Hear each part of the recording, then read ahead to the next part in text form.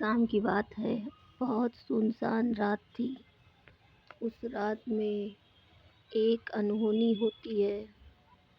एक जंगल से भागती हुई एक लड़की जा रही होती है। कुछ ही दूर चलने पे उसे कुछ साया सा दिखाई देता है और फिर दोबारा देखने पर वो साया गायब हो जाता है। फिर वो भागते भागते एक खंडर में घुस जाती है और वहाँ पे उसे बहुत सारे काले कपड़ों में लोग दिखाई देते हैं। वो सोचती है ये जिंदा है भी या नहीं, लेकिन वो डर से कांपते हुए आगे बढ़ के किसी को छूती है। जैसे ही वो छूती है तो वो उसकी आंखों में देखती है तो उसकी आंखें पूरी ब्लैक होती हैं, जिससे वो काफ़ी घबरा जाती है और एक जगह भाग के वो बैठ जाती है, छुप जाती है। लेकिन ये तो अभी रात की शुरुआत थी और रात अभी पूरी बाकी थी। जब वो सुनसान रोड पर गुजरती है तो वो देखती है कि उसका कोई पीछा कर रहा है, मगर वो कौन है उसे वो दिखाई नहीं दे रहा है।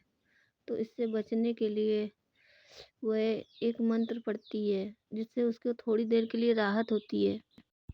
वो सोचती है कि मेरे दोस्तों ने मुझे यहाँ क्यों फंसा दिया।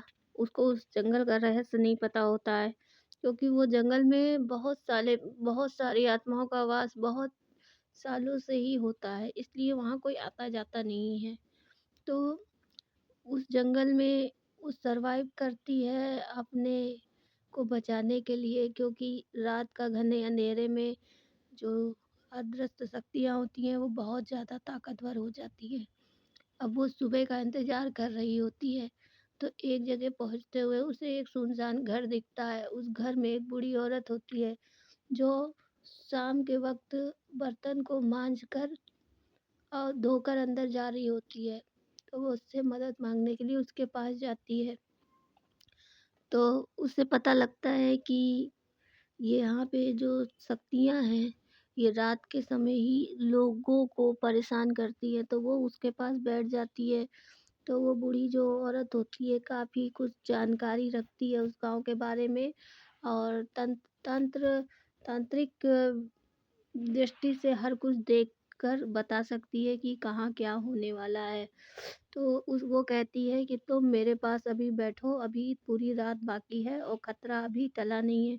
इसलिए वो उसी के पास रुक जाती है और वो बूढ़ी औरत अपनी चूल्हे पर कुछ बना रही होती है और बनाने के बाद उसको वो खाने को देती है। तो वो थोड़ा अच्छा उसको लगता है और वो उसको खाकर उसे शुक्रिया अदा कहती है। और रुकने के बाद वो बूढ़ी औरत अपने शयन कक्ष में चली जाती है। वहाँ पे एक जादुई सा मटका रखा होता है, वो पानी से भरा होता है। वो आंखें बंद करके उस पे हाथ फेरती है और देखती है कि उसमें अजीबो-गरीब बाहर के बारे में सब कुछ दिखाई दे रहा होता है। तो वो कहती है कि अभी बाहर बहुत कुछ लोग हैं जो घूम रहे हैं, आत्माएँ, और तुम्हें वो पकड़ सकते हैं।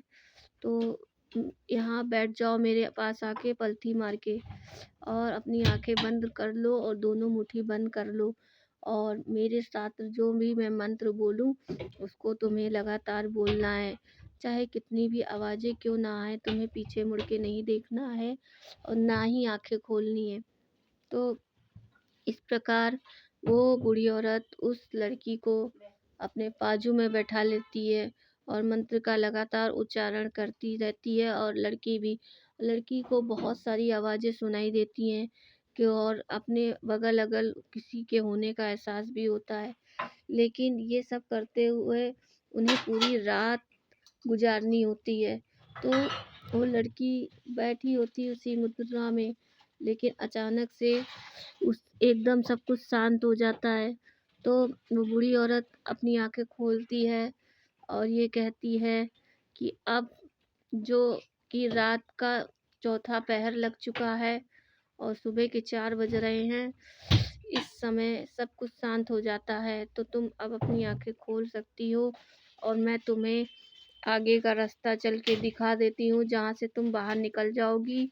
लेकिन एक बात ध्यान रखना, यहाँ कभी भी आने की कोशिश मत करना, क्योंकि अगर तुम यहाँ वापस आओगी तो फिर कभी निकल नहीं पाओगी, क्योंकि ये जंगल आत्माओं से भरा हुआ है और बहुत सारे रहस्यों से भी भरा हुआ है।